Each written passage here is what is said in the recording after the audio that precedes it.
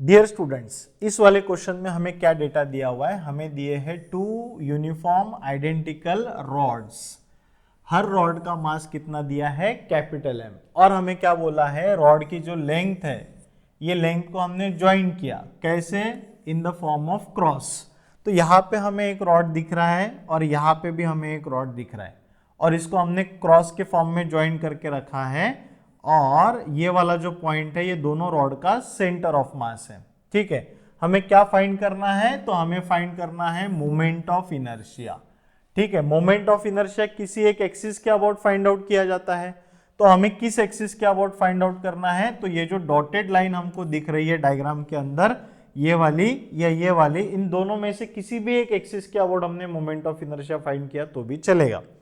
अब यहाँ पे अगर मैंने लिखा है कि इस एक्सिस के अबाउट अगर moment of inertia I x है मान के चलो, और इस एक्सिस के अबाउट पूरे ये क्रॉस का moment of inertia I Y है, तो according to perpendicular axis theorem, perpendicular axis theorem मतलब क्या होता है, तो ये दोनों एक्सिस जिस प्लेन में है उस प्लेन को परपेंडिकुलर, और ये दोनों एक्सिस जहां पे मिले हैं उस पॉइंट में से पास होने वाली एक्सिस जो कि इस प्लेन को परपेंडिकुलर है या दोनों एक्सिस को परपेंडिकुलर है, मतलब ये वाली जेड एक्सिस। तो हमारे पास में जो थ्योरम है वो थ्योरम हमको क्या बोलता है कि I Z, moment of inertia about this Z axis, इस एक्सिस के अबाउट, वो हो जाएगा हमारा आई एक्स प्लस आई वाई। लेकिन ये डायग्राम सिमेट्रिक होने के कारण हमको यहां पर पता है कि आई एक्स जितना आएगा उतना ही हमारा आई वाई आएगा। इसका मतलब अगर हमने इसको आई डैश भी बोल दिया तो भी चलेगा, कोई प्रॉब्लम नहीं है।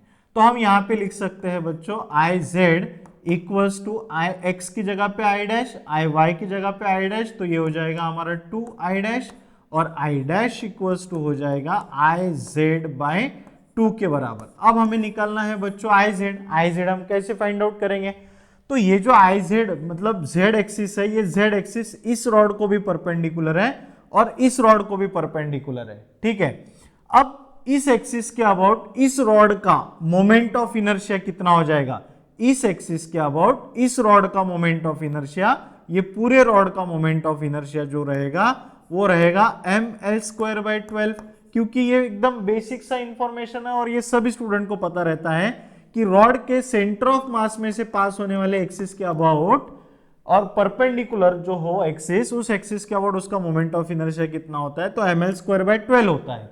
और इस रॉड का अगर ml²/12 हो गया तो इस रॉड का भी उसी एक्सिस के about moment of inertia ml²/12 हो जाएगा। ठीक है, और ये जो दोनों मोमेंट ऑफ इनर्शिया को हमने ऐड किया तो हमें वापस से मिलने वाला है moment of inertia about z axis. अगर हम इसको ऐड कर देते हैं तो moment of inertia about z axis equals to 2 times of the ml²/12 हो जाएगा। इसका अगर हम कैलकुलेशन करेंगे तो हमें मिलने वाला है ml²/6 के बराबर।